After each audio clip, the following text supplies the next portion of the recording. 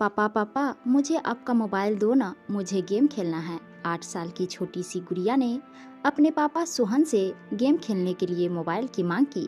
सोहन ने कहा, नहीं बेटा, अभी काम है मुझे, बाद में दूंगा। गुड़िया ने जिद करते हुए कहा, नहीं पापा दो ना, मैं तुरंत गेम खेलकर दे दूंगी। सोहन ने फिर से कहा, नहीं बेटा, मैंने कहा ना, मुझे अभी काम है, मैं बाद में दूंगा। रोती हुई गुड़िया अपने माँ के पास गई और कहा, देखो ना माँ, पापा मुझे मोबाइल नहीं दे रहे हैं, वे कुछ काम भी नहीं कर रहे हैं और मुझे दे भी नहीं रहे हैं। गुड़िया की माँ नेहा चिल्लाती हुई बोली, अरे थोड़ी देर के लिए इसे मोबाइल क्यों नहीं दे देते, तब से सिर खा रही है। ये आजकल के बच्चे मोबाइल के कीड़े बनकर रह गए हैं। मोबाइल और कंप्यूटर के बारे में जितना हम माँ बाप को पता नहीं होता, उससे ज्यादा तो इन बच्चों को पता रहता है।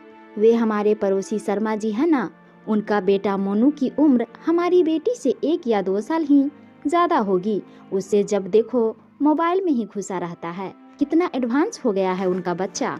मोबाइल तो अलग बात है, वो लैपटॉप भी चला लेता है, कितना मैच्योर बिहेव करता है वो।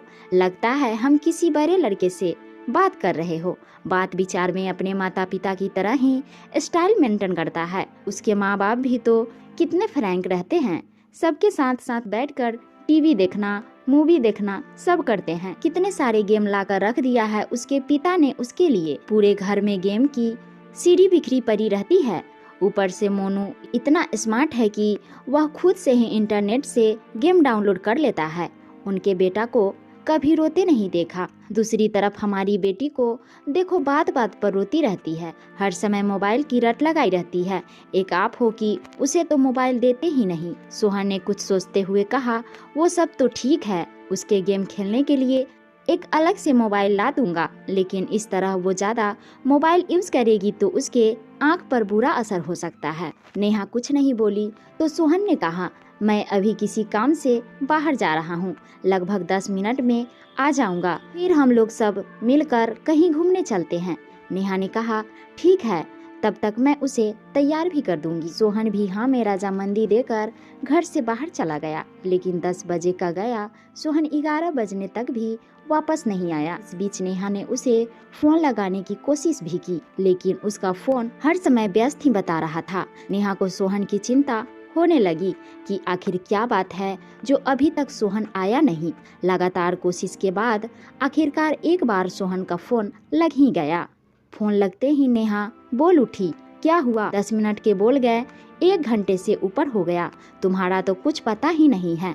सोहन ने बताया, आज के घूमने का प्रोग्राम कैंसिल कर दो, आज हम घूमने नहीं जाएंगे, और अगर जाएंगे भी तो शाम को। नेहा ने आश्चर्य और चिंता भरे स्वर में पूछा, लेकिन बात क्या है, कहाँ हो तुम? सोहन ने कहा, हॉस्पिटल में हूँ। नेहा ने चीख पड़ी, क्या हॉस्पिटल में, क्या हुआ तुम्हें? सोहन ने कहा, मुझे कुछ भी नहीं हुआ है, मैं ठीक हूँ और मैं तुम्हें अभी कुछ भी नहीं बता सकता, घर आकर सारी बात बताऊंगा। लगभग शाम तक सोहन वापस आ गया। आते ही नेहा ने सवालों की झड़ी लगा दी, तुमने तो कहा था शाम को घूमने चलेंगे, ये टाइम भी निकल गया, अब गुड़िया को कैसे समझाऊं? सुबह से सज धज कर तैयार बैठी है कि कब पापा आएंगे और वह हम सब के साथ घूमने जाएगी। सोहन ने कहा, उसे किसी तरह समझा बुझाकर खिला पिलाकर सुला दो, मुझे तुमसे कुछ जरूरी बात करनी है।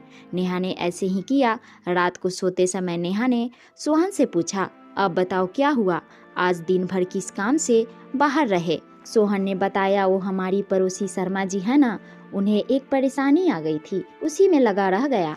मैं आज सुबह जैसे ही घर से निकला तो बाहर देखा पार्किंग एरिया में कुछ लोग झुंड बनाकर खड़े थे। पास जाकर देखा तो मोनू, वो 9 साल का छोटा सा बच्चा, अपने साथ खेल रही बच्ची नित्या के साथ गलत हरकत करने की कोशिश कर रहा था। कुछ लोग उसे अश्लील हरकतों को देखकर हंस हंस कर बातें कर रहे थे। देखो आजकल के बच्चों को कैसे हैं इनके माँ बाप, जिनके बच्चे ऐसी गंदी हरकतें कर रहे हैं। बच्चों को देखते ही समझ में आ जाता है कैसी परवरिश दे रहे हैं इनके माँ बाप। फिर जामा देख शर्मा जी भी दौड़ आए तो अपने बेटे को उस अवस्था में देखकर बहुत लज्जित हुए। वहां खड़े सभी लोगों ने उनकी बहुत बेइज्जती की। शर्मा जी ने तो गुस्से में आकर अपने बेटे पर हाथ ही उठा दिया था, लेकिन मैंने उन्हें रोक दिया और मोनू को साथ में लेकर शर्मा जी का हाथ पकड़कर अपने गाड़ी में बैठाकर एक पार्क में ले गया। वहाँ मैंने उनका गुस्सा शांत किया। मैंने उनसे पूछा, क्या मोनू किसी बुरी संगति में है जो इसे गंदी बातें सिखा रहा हो? शर्मा जी ने कहा, नहीं, ऐसी कोई बात नहीं है। फिर मैंने कहा, हो न हो इस तरह की भावनाएं घर कर गई है, ऐसे फौरन किसी मनोचिकित्सक के पास लेकर जाना होगा। काउंसलिंग करके पता लगा पाएगा कि इसके मन में ऐसी बात कहाँ से आई। फिर मैं उन्हें एक मनोचिकित्सक के पास ले गया। काफी देर के काउंसलिंग के बाद उसने बताया, हम सभी बच्चे बिल्डिंग के नीचे पति पत्नी का खेल खेल रहे थे, जैसे मेरे मम्मी पापा खेलते हैं। मेरे पापा दूसरे शहर में काम करते हैं और हर शनिवार को आते हैं और रविवार की शाम को चले जाते हैं। जब तक पापा बाहर रहते हैं, माँ बहुत ही प्यार से उनसे बात करती हैं और जब भी पापा आने वाले रहते हैं, मेरी माँ मुझे जल्दी सुला देती है। मैं भी उनसे बहुत सारी बातें करना चाहता हूँ। सुबह पापा देर से जागते हैं और मेरे लिए उनके पास समय नहीं रहता। पापा के आने के पहले माँ के कमरे में एक सीडी रखी थी, जिसे देख मैंने सोचा ये मेरे गेम की सीडी है और उसे लैपटॉप में लगाकर चेक किया।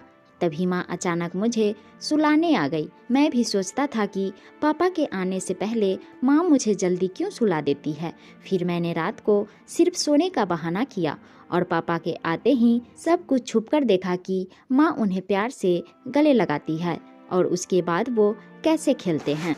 मोनू की यह सब सुनकर मेरे और शर्मा जी के पसीने छूट गए। डॉक्टर ने उसे कुछ दवाइयाँ दी हैं और साथ ही सलाह भी दी है कि तुरंत ही उसका यह माहौल बदल दे। उसके खेल खिलौने फौरन बदल दिए जाएं।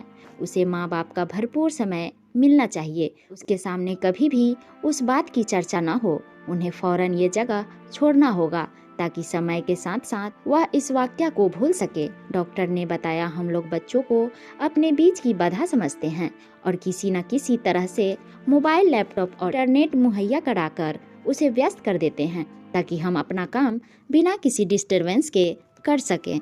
आजकल इंटरनेट पर बिना सर्च किए भी कुछ अश्लील तस्वीरें और बातें दिख जाते हैं और आगे चलकर वो हमारे हाथ से भी बाहर हो जाते हैं। नेहा यह सब सुनकर स्तंभ रह गई थी। सोहन ने आगे कहा, जब शर्मा जी ने घर आकर मोनू के गेम की सीडी चेक की तो उसमें भद्दी वीडियो वाली सीडी भी मिली।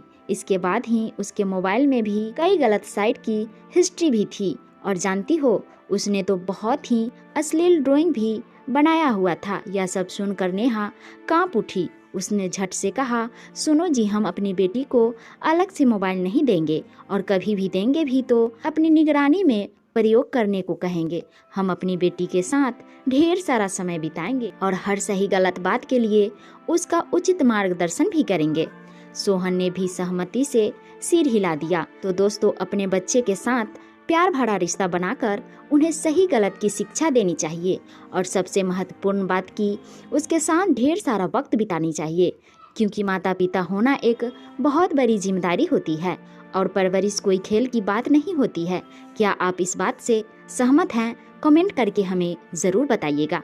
तो मित्रों, आपको ये कहानी कैसी लगी नीचे कमेंट करके हमें ज़रूर बताइएगा। अगर आपको ये कहानी पसंद आई हो तो अपने दोस्तों के साथ शेयर ज़रूर करिएगा और ऐसी ही प्यारी कहानियाँ सुनने के लिए और देखने के लिए हमारे चैनल को ज़रूर सब्सक्राइब करिएगा। और लास्ट में मित्रों, आप सभी से रिक्वेस्ट करती हूँ कि मैं एक हाउसवाइफ हूँ और आप सभी के लिए बहुत ही अच्छी अच्छी कहानियाँ लेकर के आती हूँ। इसीलिए आप लोग प्लीज़ लाइक सब्सक्राइब किए बिना मेरे चैनल से मत जाइएगा। मेरे चैनल को लाइक सब्सक्राइब और ज़्यादा से ज़्यादा शेयर ज़रूर करें ताकि इनकी जानकारी औरों को भी मिल सके। तो फिर मिलते हैं अगली वीडियो में एक नए अध्याय के साथ।